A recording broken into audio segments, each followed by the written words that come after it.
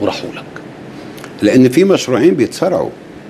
أنا ابني مشروع، أنا ابني مشروع الدولة الوطنية، هم أولاد مشروع الجماعة.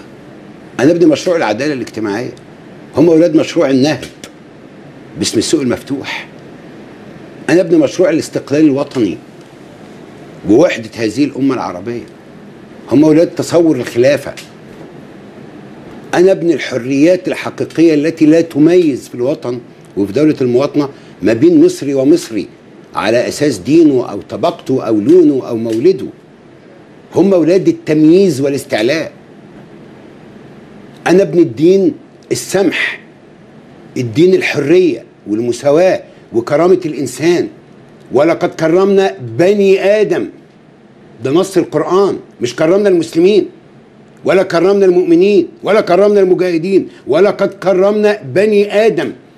الكرامة حق لكل إنسان لأن الله خلقه إنسانا وميزه على سائر خلقه واستخلفه في الأرض.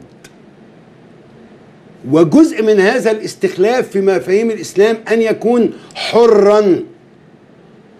ربنا أودع الحرية والكرامة وجعل حرية الإنسان شرطا لكي يحاسبه. ربنا هو اللي قال من شاء فليؤمن ومن شاء فليكفر. لأن لو لم أكن حرا كإنسان ما بقاش مسؤول. هتحاسبني ليه يا رب لما أنت كاتب عليا كل شيء جبرا وإكراها؟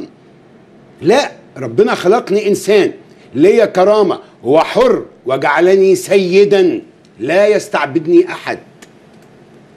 أنا ابن هذا الإسلام في جوهره. هم أبناء مشروع السمع والطاعة والعبودية للجماعة لا لله سبحانه وتعالى. العبودية لله هي الحرية في مواجهة من سواه، والعبودية للجماعة أكاد أقول أنها شرك، وأنا لا أحب استخدام هذه التعبيرات التي تمس فكرة العقيدة. أنا ابن مشروع الوطنية المصرية الجامعة، المشتركات الوطنية ما بين المصريين، البلد اللي هتتبني بسواعد ولادها وبناتها، البلد التي تستحق أن تكون قائدا لأمتها العربية والقارتها الإفريقية والعالم الإسلامي. أنا ابن هذا المشروع، ابن هذا الحلم. هم أولاد إيه؟ ماليزيا، اسطنبول، أيا كان، أيا كان، بس مشروعهم انكشف وعورته سقطت عنها ورقة التوت لما حكموا فأساءوا الحكم، ولما أسقطوا فأساءوا الحكم على الشعب الذي أسقطهم، ولما واجهوا فاحتكموا للعنف والسلاح، ولما خسروا ظاهرهم المجتمعي. أنا إيه قيمتي بدون الناس؟ إيه قيمة جماعة الإخوان بدون ما المصريين يحبوهم ويطبطبوا عليهم؟ هذه الجماعة عبرت كثير من المحن، كان زادها إيه؟ إن الناس متعاطفة معاهم. دلوقتي الناس مش متعاطفة معاهم بما اقترفوا، لأن دول كالتي نكست غزلها بيديها. الإخوان هزموا نفسهم قبل ما الشعب يصدر عليهم الحكم في 30 يونيو بأخطائهم. أنا ابني مشروع لكرامة المصريين.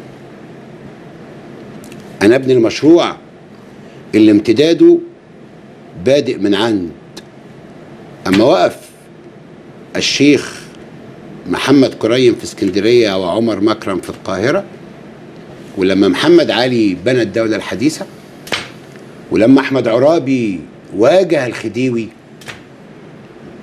وقال له كلمته العظيمة اللي استخدمناها ضد محاولة مبارك للتوريث، وانا ابن 19 هذه الثورة الشعبية اللي أسست عهد ليبرالي كان خاويا من أي مضمون اجتماعي ولم ينتصر للفقراء، وابن 23 يوليو درة التاج في الحركة الوطنية المصرية، وابن مشروع جمال عبد الناصر، ابن وقائد هذا الشعب اللي انتصر ظهر الفقير. أنا ابن هذا الحلم وجندي في 25 يناير حتى 30 يونيو وسأظل. ده مشروع مختلف عن مشروع جماعة الإخوان. وهم أما بيتهموني كذبا وافتراء، وطبعا أنا مليان عيوب، يعني ما أناش استغفر الله العظيم، مين فينا من غير مليان عيوب، يعني ربنا يستر علينا جميعا يعني. مانيش، لكن اللي بيقولوه يعني ما هياش عيوبي، يعني هذا ما يختلقون ويزعمون. هما ما بيهاجموش شخص فقير الى الله، هو أنا. هما بيهاجموا المشروع اللي انا مؤمن بيه وبعبر عنه. الصراع في هذا البلد عندما يدور ما بين اشخاص هو بيعبر عن سياسات وانحيازات وانتماءات وامال في المستقبل.